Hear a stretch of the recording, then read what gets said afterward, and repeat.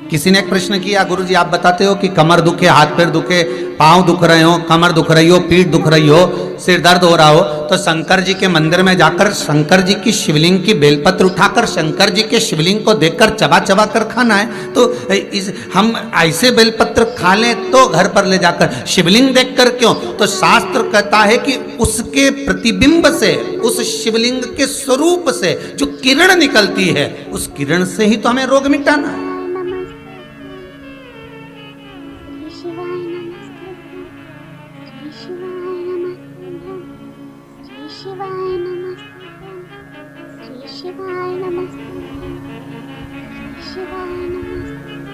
अरे भाई, आप और हम में से बहुत सारे ऐसे होंगे जिनको शरीर में कष्ट होता होगा, और जैसे ही हॉस्पिटल में या क्लिनिक पर या डॉक्टर के पास पहुंचते हैं, बस डॉक्टर हाथ पकड़ के देखता है तो आधी बीमारी तो वहीं समाप्त हो जाती है। बोलो होती कि नहीं होती? सही बताओ। आप लोग तो गए होंगे, हम भी गए होंगे, सत्य बोलना। बस डॉक्टर ने हाथ पकड़ा, बीपी, हालांकि तुम्हें भी मालूम है बीपी में कहीं नहीं है, फालतू की बात। और 25 बार तो शुगर चेक करा लेना, शुगर ना ऊंची जाए ना नीची जाए, क्योंकि तू भी शुगर से बढ़कर है।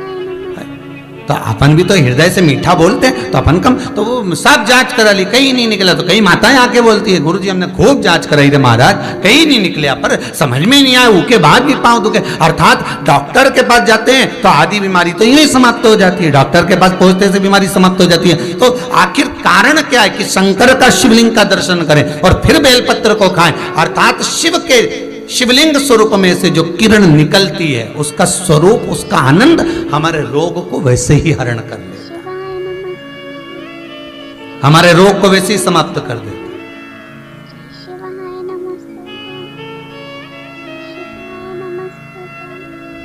हम शंकर के स्वरूप का एक आनंद पा सकते हैं।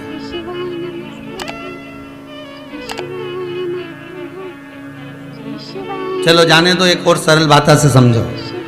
किसी मंदिर में, ये कभी तुमने किसी पुराण में लिखा कि राम जी के मंदिर में जाके एक लोटा पानी चढ़ाओ, कन्हैया जी के मंदिर में चढ़ाओ, माता जी के मंदिर में, भैरव जी के मंदिर में, हनुमान जी के मंदिर में 33 कोटि देवता का कहीं नहीं लिखा कि एक लोटा पानी चढ़ाओ। पर पुराण में लिखा शंकर के मंदिर में जाओ तो एक लोटा पानी चढ़ाओ, शिवलिंग पर जल चढ़ाओ, गंगा जल चढ़ाओ, जल चढ़ाओ, पर चढ़ाओ जरूर। क्यों लिखा? कारण क्या था?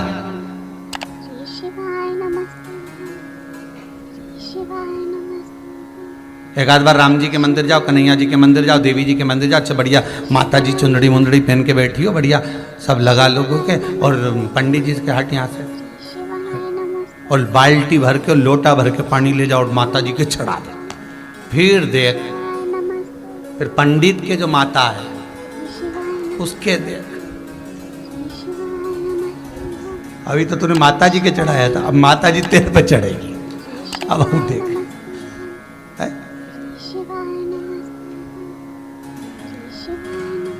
कहीं लिखा है ऐसा है? पर नहीं, शिव के लिए लिखा है कि जल चढ़ाओ शंकर के शिवलिंग पर। क्यों? उसका कारण है, जब हम जल चढ़ाने के लिए जाएंगे तो शंकर भगवान पर जब जल चढ़ेगा तो उस जल का स्पर्श हमारे हाथ से शिवलिंग का होगा तो उससे हमारा कल्याण अपने आप हो जाएगा। क्योंकि सारे आनंद चरण, सारे देवताओं का एक तेजपुंज उस शंकर के स्वरूप में विराजमान है। कहते हैं जब संपूर्ण सृष्टि खंड नष्ट करने का जब समय आता है, भगवान शंकर काय के देवता है? संहार के देवता। जब भगवान शिव संहार के देवता हैं, जब संपूर्ण सृष्टि खंड समाप्त होने का समय आता है, पूरी पृथ्वी जब जल में मग्न होने वाली रहती है, तब 33 कोटि देवता आते हैं और भगवान शिव जी से निवेदन करते हैं, सब कुछ आकाश पताल तलातल रसातल सब नष्ट होने वाला है, क्या करा जाए? शंकर भगवान कहते हैं आप सब मेरे पास में आ जाओ और मुझ में समा जाओ। 33 कोटि देवता शंकर के अंग अंग में समा जाते हैं। हम कहते 3.5 करोड़ रोम छिद्र ये मनुष्य के शरीर में है। शास्त्र कहता है 33 कोटि देवता भगवान शंकर के शरीर में है। जब भगवान शंकर के शरीर में 33 कोटि देवता विराजमान हो जाते हैं, शिव के भीतर विराजमान हो जाते हैं, तो हम जल केवल एक देवता को नहीं चढ़ाते, 33 कोटि देवता को चढ़ाकर उसका पुण्य अर्जन कर लेते हैं, पुण्य प्राप्त कर लेते हैं। 33 कोटि देवता को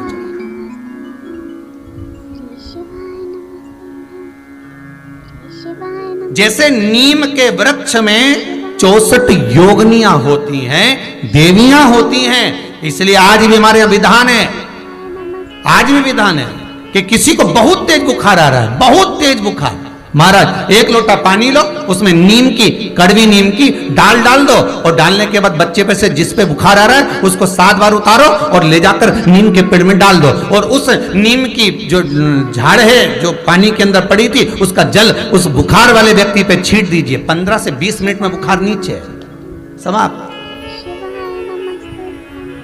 देवियां अपना भाग ग्रहण कर लेते, देवियां भाग को प्राप्त,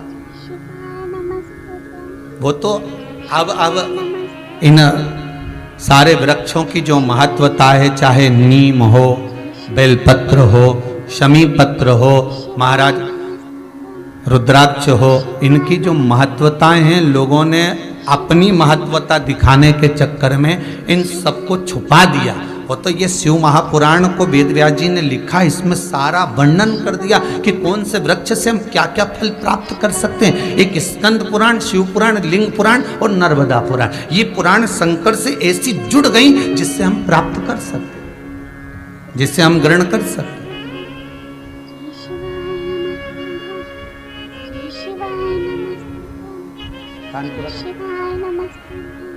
भगवान शिव के आनंद,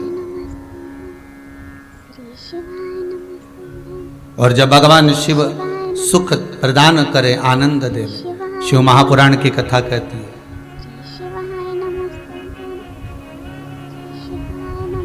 हम भी भले शिवलिंग साथ में लेकर ना चले, अहिल्याबाई जैसे, हम भले शिवलिंग को पल्लू में बांधकर ना चले, पर शिव महापुराण की कथा कहती है हम शंकर का अनुमोदन कर कर तो चल सकते हैं,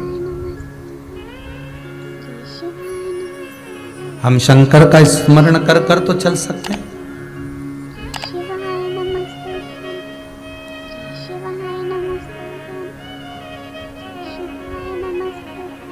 शिवरी नारायण में कथा कही थी, आपको याद होगा। एक कबूतर स्वर्ग जा रहा था, अगर किसी ने सुनी होगी शिवरी नारायण कथा तो ध्यान में होगा। एक कबूतर स्वर्ग जा रहा था, एक पक्षी रेगिस्तान में, जिसके पंख पूरे जल चुके थे, पीने के लिए पानी नहीं मिल रहा था, कबूतर को देखा, कबूतर ने उसको पूछा क्या बात है। उसने पूछा कबूतर से, तुम कहाँ जा रहे हो? उसने कहा रे मैं बैकुंठ जा रहा हूं। अच्छा हाँ, तो उस पक्षी ने कहा कि एक बार भगवान से ये जरूर कहना,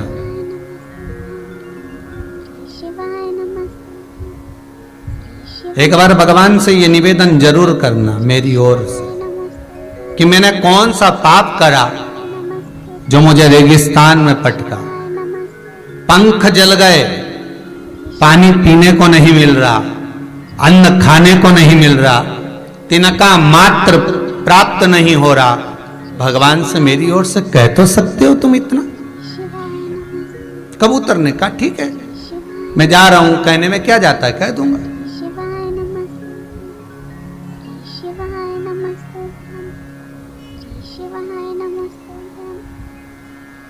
कहने में जाता क्या है, वो मेरे को कहने में कुछ नहीं जाता, मैं कह दूंगा।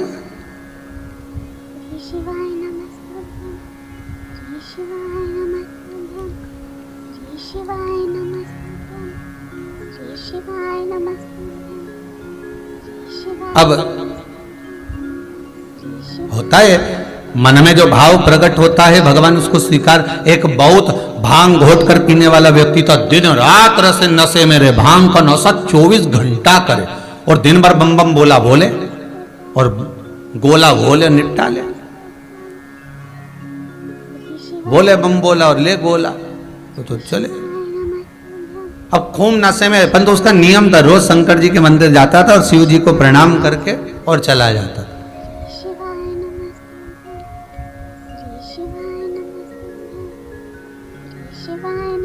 अब आज इतना नशे में हो गया कि शंकर जी के मंदिर की जगह गणेश जी के मंदिर पहुंच गया।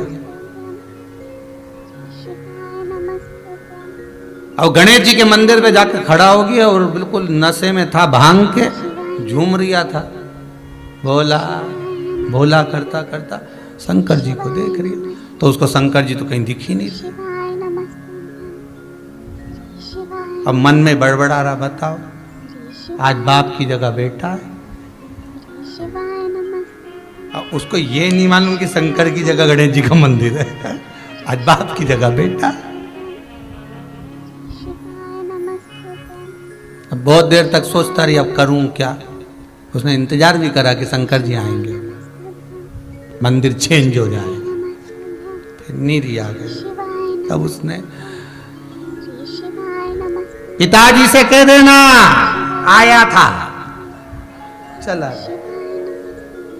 गया।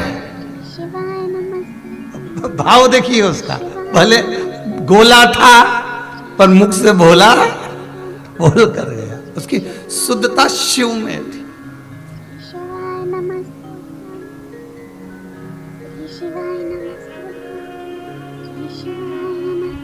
हम कहते हैं हम नशा नहीं करना भी नहीं चाहिए, पर सत्संग का, शिव महापुराण का एक नशा हमारे जीवन में भी ऐसा होना चाहिए कि तुझ में रब दिखता है, यारा मैं क्या करूं, हर एक में शिव नजर आ जाए। वो नशा हमारी बुद्धि चित्त में हो। और है ऐसा नहीं कि नहीं है। कई लोग टीवी खोलते हैं तो यही देखते हैं कब शिव पुराण आ रही है, जरा देखो, जरा चैनल चेंज करो, कौन सी टीवी पे आ रहा है, अब इस पे आ रहे थे, अब इस पे आ रहा है, अब देखो जरा कौन से पे, तो चेंज कर करके देखते रहते, कितनी बजे कितनी पल। पड़ोसन को फोन लगाएंगे, कोई आया क्या सियोर वाला महाराज का कोई समाचार, देख दे जरा, है कोई अच्छी कोई क्लिपिंग आई है तो हमारे भेज देना। एक एक व्यक्ति 50 60 ग्रुप में भेजे, जरा देख तो जरा कोई अच्छी बात आई हो तो जरा भेज जरा। अब भगत शिव का तुम कह देना भगवान से कि मेरे को इतना दुख क्यों दे रहा है। तो पहुंच गया कबूतर ऊपर और धर्मराज के पास गया। धर्मराज ने पूछा क्या बात है कबूतर, तुम दुखी दिख रहे हो, तुम तो बैकुंठ जा रहे हो, तो तुम्हें तो प्रसन्न होना चाहिए। नहीं, दुख इस बात का है कि नीचे एक पक्षी मिला था मुझको, बेचारा बड़ा दुखी था, उसके पंख जल गए, उसके पास में खाने पीने का कुछ नहीं है, कुछ कृपा कर दो ना आप, मेरी तरफ से कृपा कर दो, मैं विनती कर रहा हूं, कुछ तो कृपा करो। धर्मराज ने कहा बहुत पापी है वो, उसको भुगतना पड़ेगा, भोगना पड़ेगा। तो उसको कुछ नहीं मिलेगा, ऐसे ही रहेगा, बिल्कुल ऐसे ही रहेगा, कुछ खाने को नहीं मिलेगा, कुछ भी प्राप्त नहीं होगा। ठीक है, कबूतर बैकुंठ घूमते घूमते देवऋषि नारद के पास चले गए। देवऋषि नारद से पूछा, नारद जी मन में थोड़ा सा दुख है। नारद जी बोले क्या दुख है। एक पक्षी बेचारा पड़ा हुआ है, तो उसको कुछ खाने पीने को नहीं मिल रहा, बड़ा दुखी है, पंख वंख सब जल गए, कुछ नहीं बचा। अब नारद जी बोले भैया जो कर्म में लिखा होगा वो तो भोगना ही पड़ेगा। एक काम हो सकता है, तो क्या शंकर भगवान के पास चले जाए, वो ये भाग्य और कर्म कुछ नहीं देखते, वो तो दुखी देखे ने उनने दिया बस। उनको तो जिसने बोला बम बम बोला और उन्होंने दे दिया सोने का हंडा उठा के तुरंत। जब चोर को कुबेर बना सकते हैं तो तू तो जा। अब शंकर जी के पास पहुंच गया। भोलेनाथ जी बोले क्या, वो पक्षी बेचारा है ऐसा।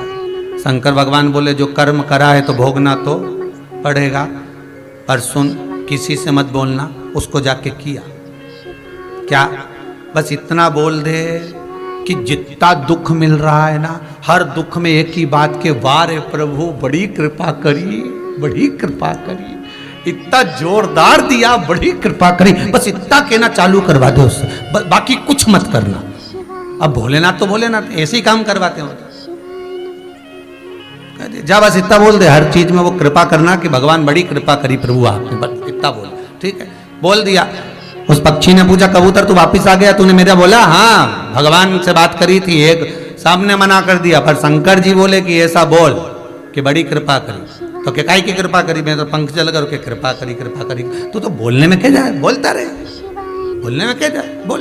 उसने भी चालू कर दिया। वाह प्रभु बड़ी कृपा करी, कष्ट बहुत है, पानी नहीं मिल रहा, बड़ी कृपा है, मत मिलने तो उसमें भी तुम्हारी कृपा है, खाने को कुछ नहीं मिल रहा पर आपकी कृपा है।